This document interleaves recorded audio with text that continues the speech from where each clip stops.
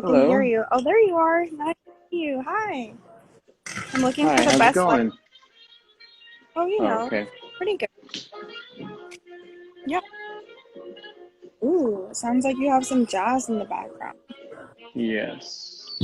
Uh, Donaldson. That actually seems very um on par for you. Can you take your photo Yeah, somewhere else?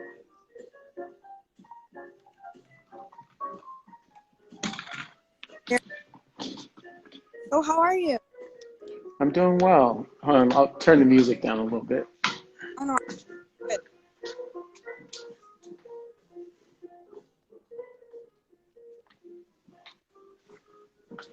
Ooh, happy medical love. Me too. Uh, I'm doing well. I'm a little Yeah, tired.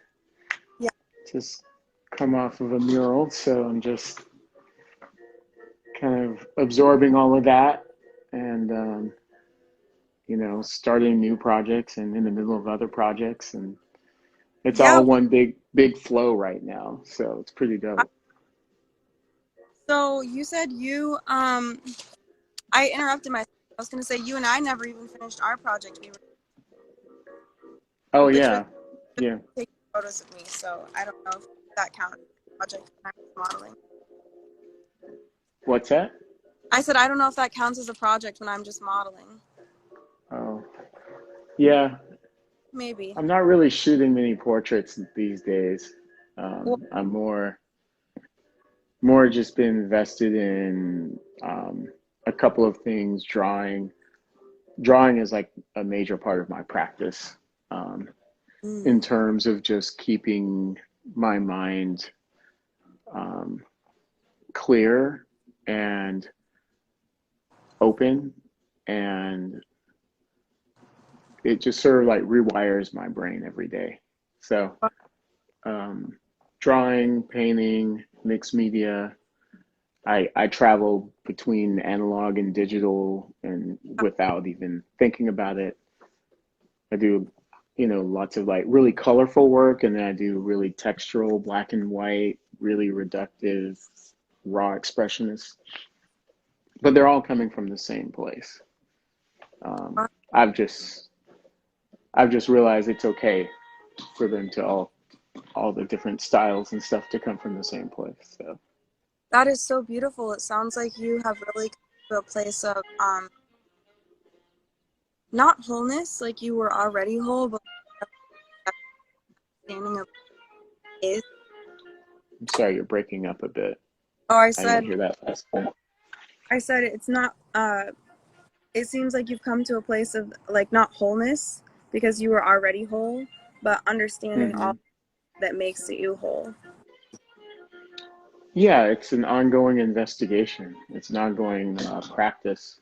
Um, one sec, let me just turn this all the way Right. down. That's amazing. Um, for me, it's just an ongoing practice of learning about self, learning about history, learning about the things I can't see or don't see, and by consistently just being open to diasporas that are my own, that are Black and American, that are African, that are Asian, Latino. Um, I've just noticed since I've really turned into that, like my work has developed in a way I didn't expect it to. And it's a real grounding. It's like the foundation of everything for me. I mean, I Yeah, grew up, I mean, I went to art school. I had a total like, Eurocentric male um, education. And it served me well in that like I really studied hard and found like different artists that really spoke to me, specifically early on, like Cafe Kolwitz. She was a German expressionist and activist, and her work was just spoke to me on so many levels. To like Romare Bearden, or then I'd go back to Rauschenberg or Mm. Jasper Johns, or especially Cy Twombly. He was one of my favorite artists and still is because of just his mark making. And I've always been obsessed with kind of making marks and combining different things together that people don't expect. So um, it's just always kind of followed me. Carrie Mae Weems, um, just the whole work ethic and focus of Kerry James Marshall is amazing to me. I actually went to school in Chicago while he was a teacher at the Art Institute of Chicago. Um, I never took his classes because I wasn't in painting. I was in like my major was like film and drawing. Um, but I would see him around and talk with him and stuff, and just to see his career and see his where he's gone has been very inspiring. Um, and then other friends of mine that are still artists that I went to high school with, I find them very inspiring too because they're like everyone's doing something creative, and some of them are like esteemed mid-career artists, but they're still open, like everyone's still open, everyone's still learning, everyone still doesn't know the doesn't really know the whole truth. I think that's part of like the art practice is that Mm. artists just keep going. We'll just keep making till the day we die. And that's the difference, I think. Like it's not a hobby, it's a calling. And Yeah. it's in when it's in you, it's in you, Mm-hmm. whether you want to deny it or not. Yeah. So That's beautiful. Some of like my favorite work that I've seen come out of you is actually your show. that Oh, yeah, you or one of us froze something. But I said one yeah. of my favorite truths, works that I've seen come out of you was your showing at Wanawari most recently. Oh yeah. Yeah. Yeah. What was the process like for that? It was several years actually. Um, so part of my practice has been I'll build bodies of work and not show them, Mm-hmm. and then use them and sample from them to make new bodies of work. So like the work that you saw at Wanawari was kind of an amalgam of like three different series. One was this decaying flower series I did in black and white and color, and it was all about like the beautiful decay. And for some reason, that just spoke to me. And I realize now it goes back to notions of the garden, and my dad always had a garden.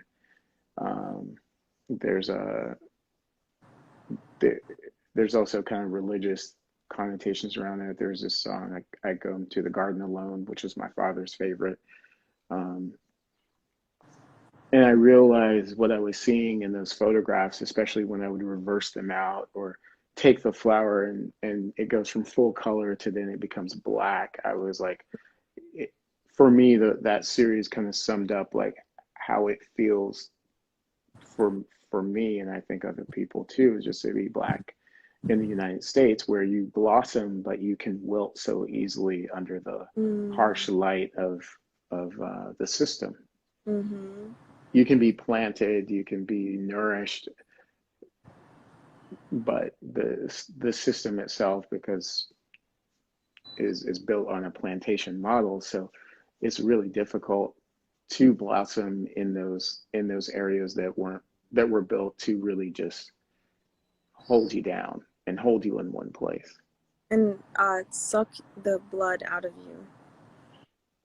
Yeah, yeah, Suck it out. yeah, yeah, yeah. And I've worked in a lot of corporations in the past and as a creative, and I've learned a lot, and I've always looked at those jobs as like college. I was like, cool, you're paying me to go to grad school over and over again. Like, oh, Xbox, cool, okay, Microsoft, Disney, whatever.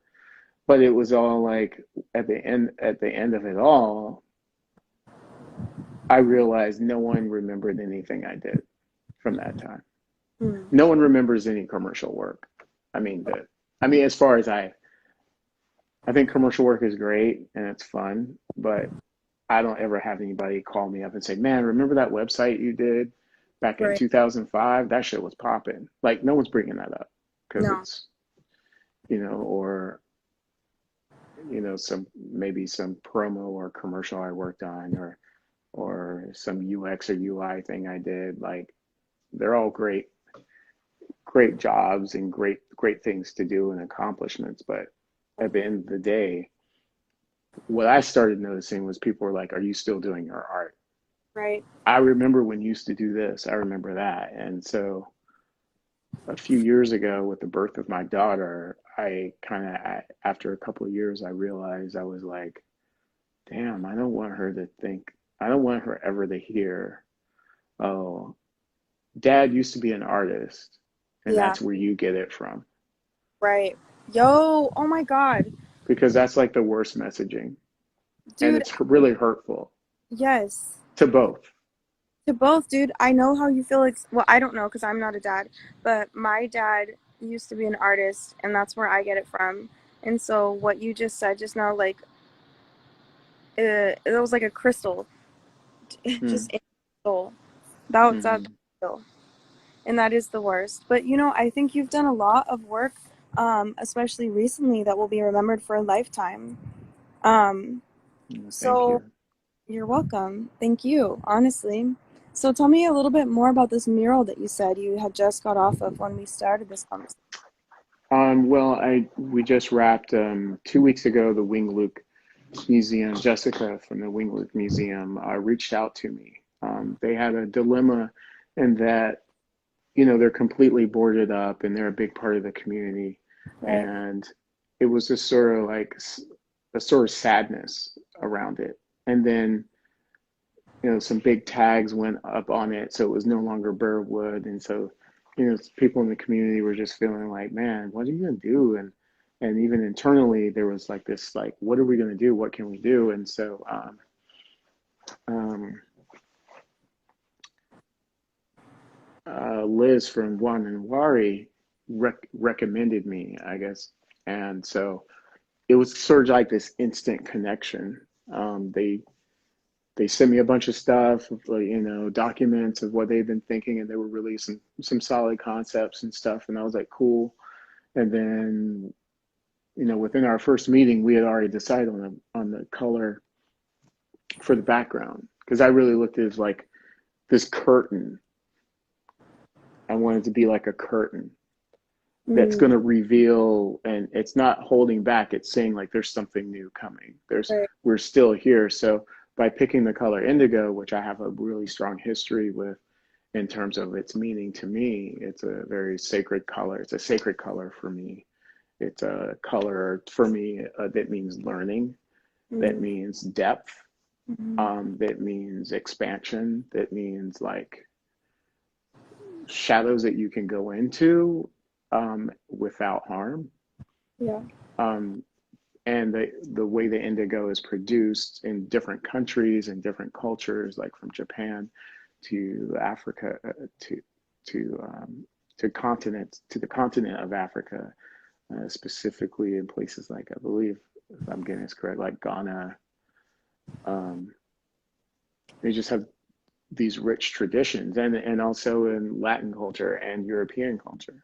So, I mean, the denim we wear is indigo, Yeah. and everyone wears this color all the time, but people don't really think a lot about it. But what is it? It's durable, it's universal. You can make it your own in any way.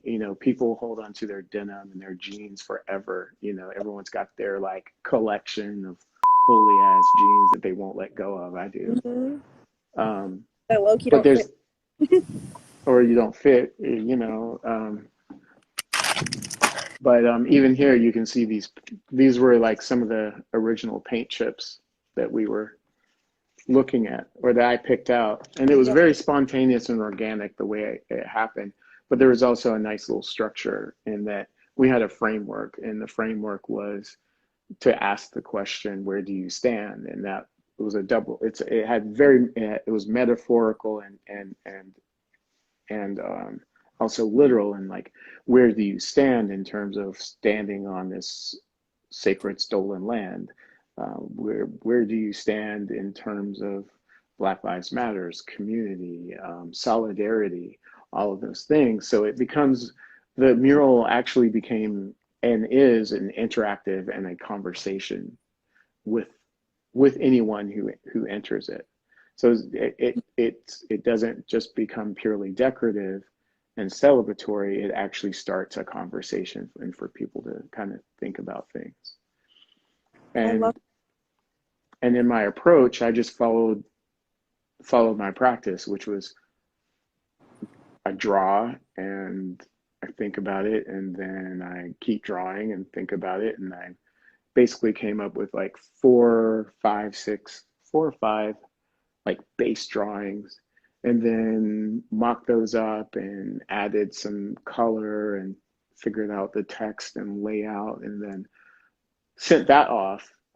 And then the minute I sent that off, I was like, oh, now I know what to do. And I added these flares of red, which were just spontaneous. And because the way I work and what I've realized is that whatever the background color is, that's just the beginning. My canvas is actually the drawing. Yep. Then I activate something else. So like, I mean, even for example, here, you can see I do these double-sided drawings. So you can see here, this started out just orange and blue. And then I just added the white. But then I was like, well, I'm not satisfied. So then I do another drawing on the other side. Whew. And so part of this innovation, or this is the old school type of shit, I'm gonna work with a carpenter friend of mine to see how we can create like a double-sided frame so that the pieces themselves become interactive and you can like turn them over, but you can see both sides. Will you hang it from the Yeah, ceiling or well, no, but just hanging on the wall, and then you could switch it around. when you feel like it? Yeah, Wow. that would be the idea. I'm gonna But I put you, mean, but can you but bless me with one of those? I will pay you for it. oh, of course, Yes. of course.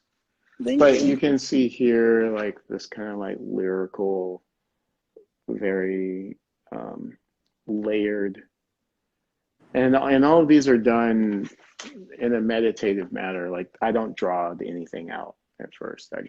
Okay. It just comes straight from the dome, which was different with the mural project, because what I didn't expect to happen was it to become so communal, in that the staff, which are a bunch of brilliant artists from Wing Luke, and then there was like volunteers from the board and other people who weren't artists who came on. And what we did was I was drawing it in chalk, and then people literally followed behind me and drew over it with these Posca markers, giant ones, that the very thing that I use, they were using. And so that was pretty dope. And then after the first day, when I did like 8th Street and King Street, people were like, wow, I felt like meditative. I felt like I was dancing with the drawing. Mm. And if you look at the whole piece, there's a very lyrical quality to it. There's a lot of positive and negative space, but you're looking at positive and negative space as you go around the mural. And the other thing that happens is it kind of dances. And what I didn't know, but subconsciously, was like it almost looks like a dancing dragon because of all the flow. Wow. But it was a really amazing adventure and process, and learning from each other. And I learned a lot. This is actually my first mural of this, like before the Black Lives Matter mural, I hadn't painted on that kind of scale since I was in college, and that was years ago. And then when this came up, I was like, cool, bet, all right, take photos, mock it up, blah blah blah blah. All I heard was 50 panels, and that was more than enough numbers I needed to hear. But then at the end, they were like, yeah, we think it's about 3 to 4,000 square feet in total, based on the amount of paint we use. So this has been the largest drawing of my life. But That's it's been awesome. dope. I mean, I just felt it was just like everything, we all extended into each other and we were all there for each other, even in times when I couldn't, like some days I had to leave because I had other work to do, but the crew just kept it going, and there was just good vibes all around, and there was a certain amount of, it felt like sacredness around all of the process and everything we're doing. Um, the mural has three sides: King Street, 8th Street, and Canton Alley. Um, and Canton Alley tells the story of more of the historical figures who've been active within the ID and and the city of Seattle in fighting for rights of Black and Asian folks, and all folks really at the end of the day. I mean, Yeah. because what's good for Black folks, what's great for Black people is amazing for humanity.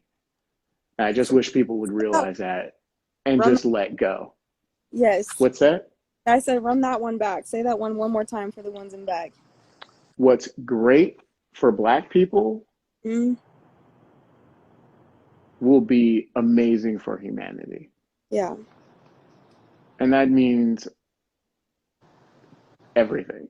Yeah. Because that's the secret. Like, people don't even understand, like, how do we even survive? How do we even thrive in this? Well, we Yeah. do because we have to, and we hold several consciousness at once, and we always have two or three jobs. We don't just do one job.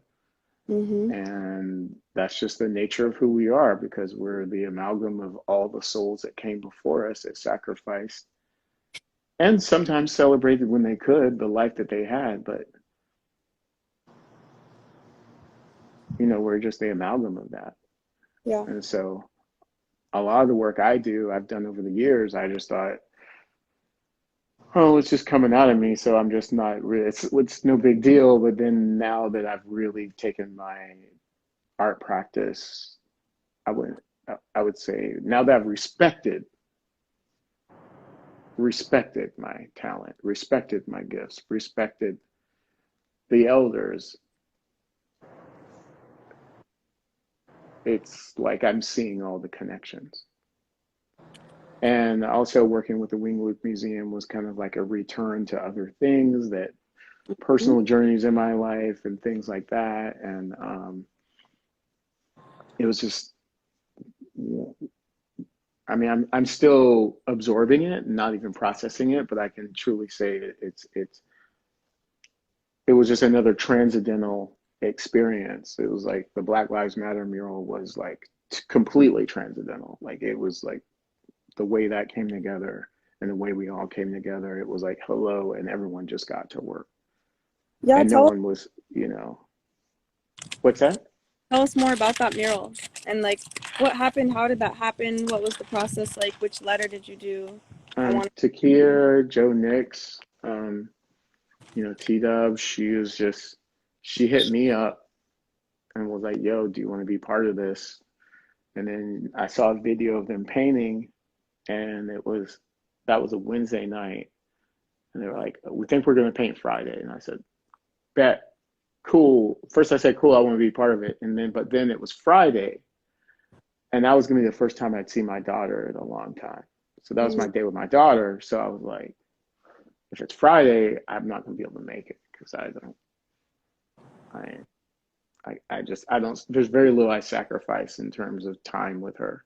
right. Um, um, but then and I said to myself, man, maybe I should tell them now, like, I can't do it. But something said, don't say anything. Like, just some voice, something was like, no, just wait. And so, um,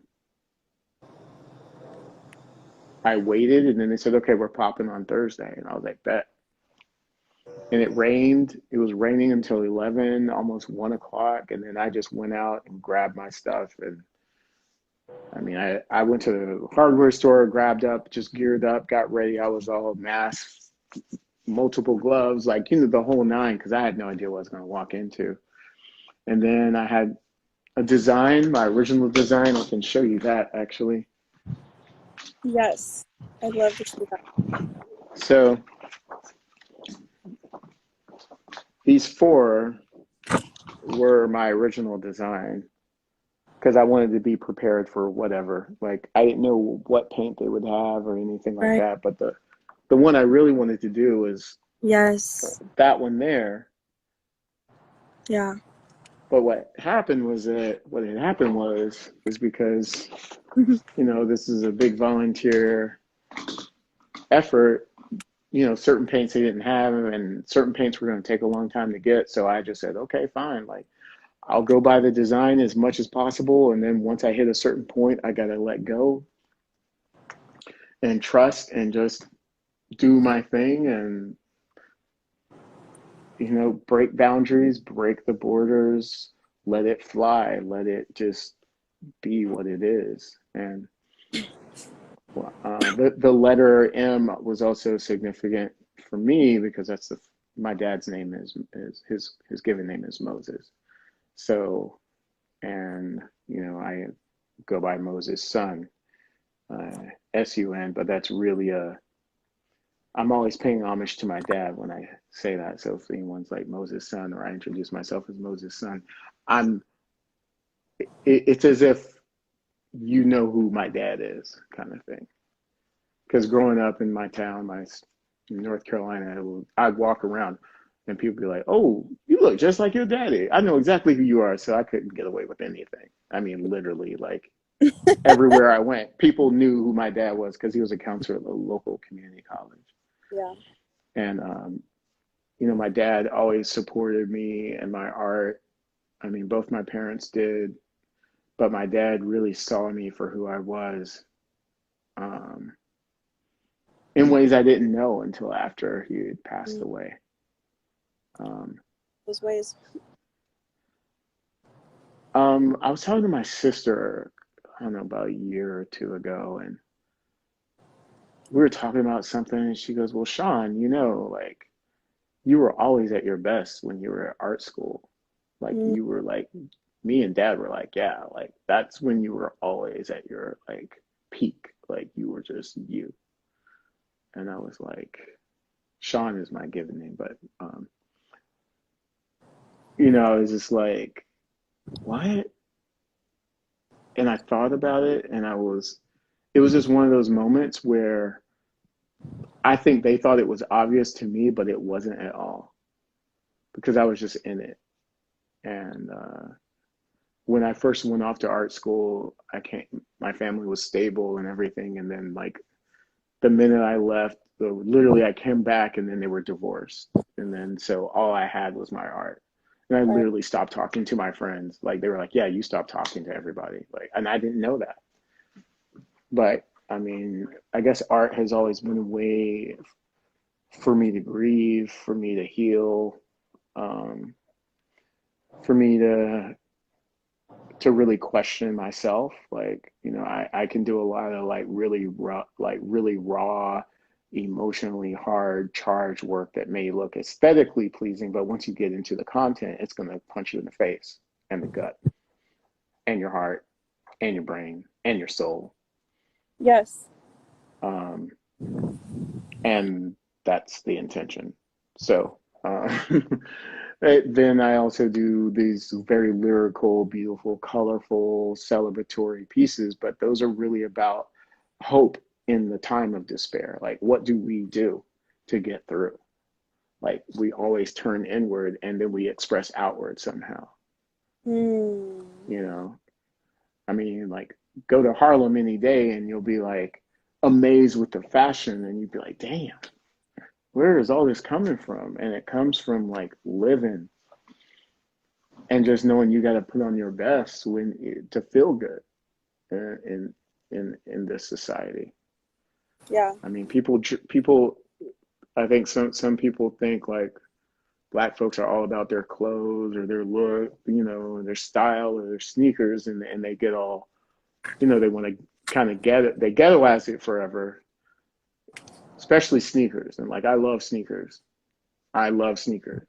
Me I've been too. a sneakerhead for a long time. I used to live in LA, and I would like go to Little Tokyo and like get like samples that, you know, but sneaker culture is a very interesting thing to me to just see how it's basically gone from the block to the boutique.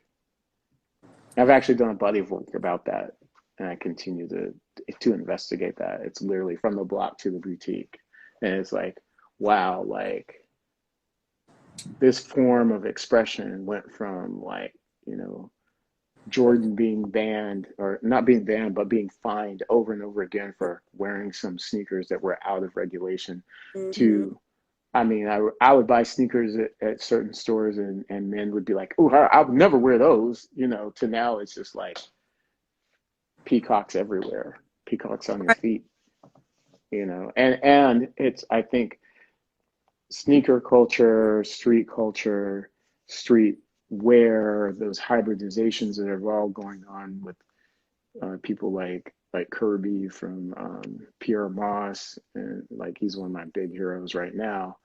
Um, I just don't want people to forget like where all that comes from.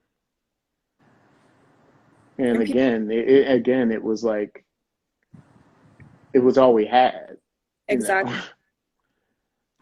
And now it's like, people are like, can't wait to get the latest whatever, whatever, whatever. And I'm like, well, there used to be a time when you just discovered sneakers. No one told you what was hot. Right. Like Wow. there was no reference Well, yeah, you told yourself what was hot. word Like I, word. yeah. And I feel like So, that's something that's a theme with a lot of your art is like, and a lot of just what you've been saying today. Like it really comes from you. And it's your energy signature on all the pieces. And that's what makes it so incredible. yeah, thank you. You're welcome. Well, Sean slash Moses' son, we are running low on time. Oh, Um, okay. so what would you like to leave the audience with? Um,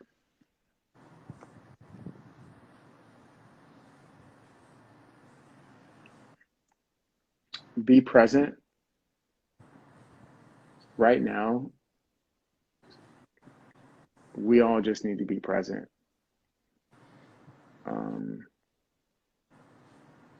it's we don't have a choice but to be present. Mm, And if you can't be present, then find someone that can help you be present. Find a way to be present, because with all that's going on, all the evolutionary, revolutionary changes that are going on, the fact that our phones just like tell it, like we have this screen into so much, this window into so much is like, I just think everyone's got to do what they're really good at right now, and that's it. right. Fuck everything else. Like, Yeah. just do everything that you're really great at. Like, if you think you're great at something, just do more of that. Yes. Like, just do more of that. Yes. Thank you. You don't have to do anything else. You don't have to prove anything to anybody. You don't have to just. And the best advice I got, um, when after the mural came out, and then all of a sudden people were looking at my work and asking about it, inquiring, was just take your time and don't get swept up into the moment. And I would add, but always keep adding to your own momentum, and don't worry if people see it or not, because if they're seeing it, you're probably distracted. Mm. Wow. That was a word. I'm speechless. which doesn't happen often. I'm usually a very talkative interviewer. Uh, Thank you so much, Moses Sun. That was so beautiful, and it's been Thank you. really an honor to have you on the interview today. Well, it was an honor to be asked, and Michelle and I go. That's my sister, Yes, so I know like you guys were doing your markets and stuff, and you were like, when you gonna show? I was like, I just wasn't ready, and I knew it. That's why I never showed because I right, just knew I could not be that vulnerable. right. And now it's like, whoa, like I'm out in the world and like, Out, out. okay, yeah, Moses' son is out. Moses Sun is out, people. Come on. It's just like the art is here. And I'm working on my shop, which has been really weird because I'm not used to selling my work. So that's coming soon, and I'll be selling. Uh, you can buy the M I worked on, but what I'm doing with each one is embellishing each one, so everyone has like a signature piece. It's not just a print. So Beautiful. I need that. we're coming soon. Wonderful. Well, we will look forward to it, and we'll definitely boost it on our Parlor when that happens. So Awesome. Thank you. much, and have a wonderful rest of the day. You too. All right. Peace. Peace.